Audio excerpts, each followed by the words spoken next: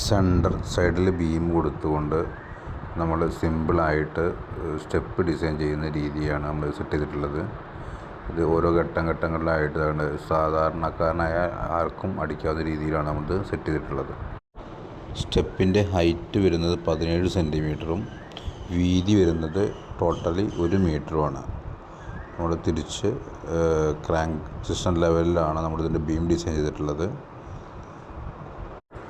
സെൻറ്ററിലെ ബീമിൽ നിന്ന് 2 സൈഡിലേക്ക് 40 സെൻറ്റിമീറ്റർ വീതം വീതിയിൽ ആണ് നമ്മൾ സെറ്റാക്കിയിട്ടുള്ളത്.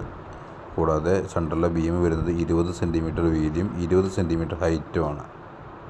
നമ്മൾ കമ്പി കൊടുത്തിട്ടുള്ളത് 4 10 mm കമ്പി വെച്ച് റിങ് അടിച്ചിട്ടാണ് ചെയ്തിട്ടുള്ളത്. 6 സെൻറ്റിമീറ്റർ ഹൈറ്റാണ് റിങ്ങിന് വരുന്നത്. ലാൻഡിങ് വരുന്നത് 10 mm കമ്പി വെച്ച് 15 സെൻറ്റിമീറ്റർ ഗ്യാപ്പ് ഡിസ്റ്റൻസിലാണ് നമ്മൾ സെറ്റ് ചെയ്തിട്ടുള്ളത്.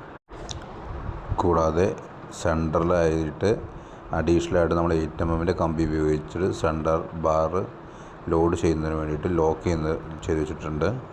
കോൺക്രീറ്റ് 10 സെൻറ്റിമീറ്റർ കനം ആണ് വന്നിട്ടുള്ളത്.